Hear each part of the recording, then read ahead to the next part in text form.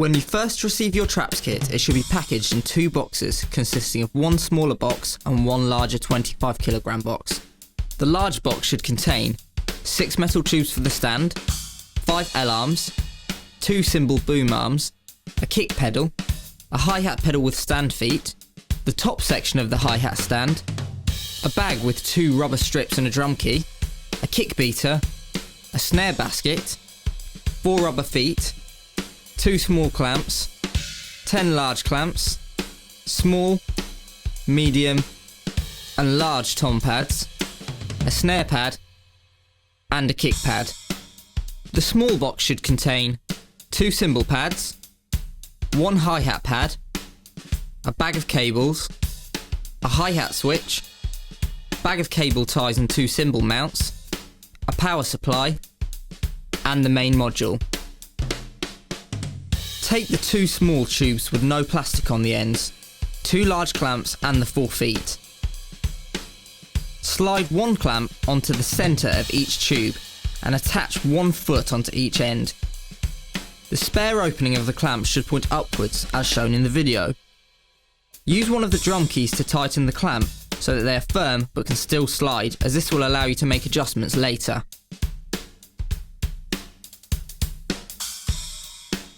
Take the 2 upright tubes with keys on the end. On one of these tubes, slide 3 large clamps. On the second, slide 2 large clamps, followed by a small clamp, and then put a final large clamp on the end and tighten all clamps with the key as before. Your assembled upright tubes should look like this. You should have 1 large and 1 small tube left, as well as 2 large and 1 small clamp. Take the small tube and attach the small clamp centrally as before. Take the large tube with the Traps logo on and attach the 2 remaining large clamps to it, 1 at each end as shown. Take the 2 tubes with the feet attached and the 2 upright tubes. Place the upright tube with 4 clamps on into the open clamp on the left hand side. Place the upright tube with 3 clamps on into the open clamp on the right hand side. Tighten the clamps on the bottom so that the upright tubes feel sturdy. Take the large tube with the Traps logo and place it into the clamps at the top of each upright as shown. Make sure that the Traps label is pointing forward, the bar is as close to the top of the upright as possible on each side, and the clamps on the large bar are angled forwards and upwards by an angle of around 45 degrees. Fit the short tube into the second clamp down on the left upright and push it as high up as it will go. Angle the short tube forwards and to the left of the kit by around 45 degrees again.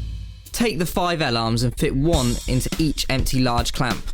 Position the 2 on the crossbar so that they face backwards, the 2 lower ones so that they face directly upwards, and the central one so that it faces forwards and centrally at a slight angle like this. Again, do not fully tighten them yet so that they can be adjusted later. Take the 2 boom arms and slide 1 onto the top of each upright. You can tighten them with the keys on each upright, but it is again best to leave them fairly loose at this point.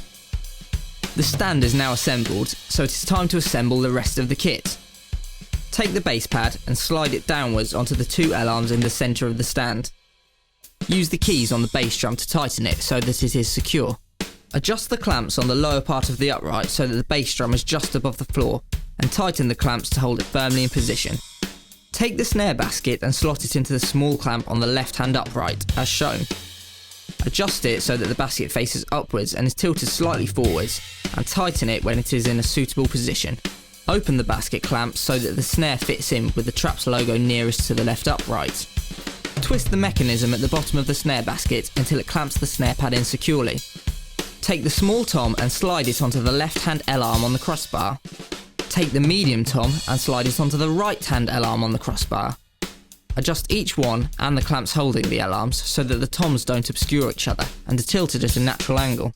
These toms should stick out towards the back of the drum kit more than they do at the front. Slide the large tom onto the last empty L-arm. Adjust the clamp on the upright until it's at a comfortable height. Also, adjust the clamp on the left hand side that is holding the snare basket to a comfortable height. Tighten all clamps so that the stand and all the pads are held securely. Take the Traps drum module and slide it onto the final empty clamp, and then tighten the small clamp so that the module is secure and in the correct position. Also, tighten the small clamp that is holding the tube with the module so that the whole kit is now completely sturdy. Take the bottom of the hi-hat stand and open it out so that it stands by itself. Squeeze the two metal prongs together underneath the hi-hat pedal and release them so that the ends of the prongs fit into the holes on the black metal structure between the feet of the stand. The pedal should now sit in place at the bottom of the stand. Take the thin silver rod and screw it into the gold rod opening inside the upright tube of the hi-hat stand base. Take the outer tubing of the main section of the hi-hat stand and notice that it has a small overhanging section near its base. Make sure that this is pointing down and place the tube over the rod and into the hi-hat base as shown in the video. Take the hi-hat switch and place it over the rod and tubing until it sits securely. Place the hi-hat pad over the rod.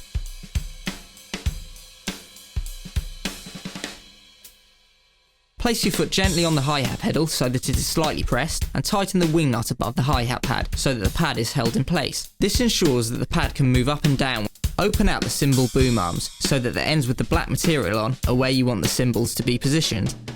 Exact positioning will be a personal preference, although it is a good idea to make sure that the metal rods on the other ends of the boom stands will not interfere with your drumming. Unscrew the plastic wing nuts on each cymbal boom arm and remove the material. Take the cymbal mounts and place one on the top of each cymbal boom arm. Ensure that you slide it down as far as it will go on the boom arm, and that the slope design is angled so that it will rock the cymbal pad in the correct way when hit. Once the mount is positioned correctly, use a drum key to tighten it securely.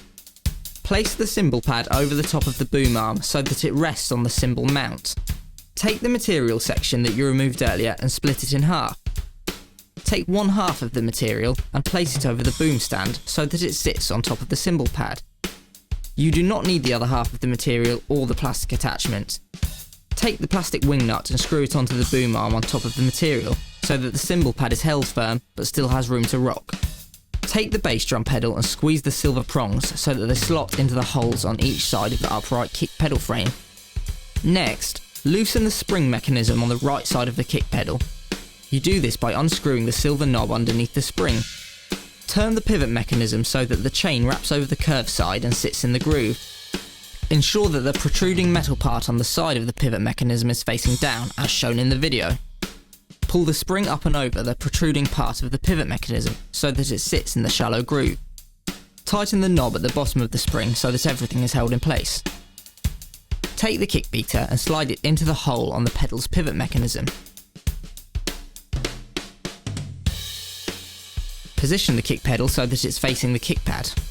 The pedal has a clamp that fits over the small ledge at the bottom of the kick pad. Use the wing nut on the kick drum pedal to close the clamp so that it attaches firmly to the kick drum pad. Use the cables to attach each pad to the main module. They are all labelled and colour coded, so it should be simple to see what goes where. If there is any confusion, use the pad selection buttons on the front of the module to work out which drum is which. If you just have the standard E500 kit, you should be left with the cables for Tom 4 and Crash 2. These connections can be used to extend your kit with additional purchases. Also, don't worry if you're left over with 2 rubber strips. These may be included, but they're not for use with the E500 kit. Use the included cable ties to tidy everything up and you're ready to go.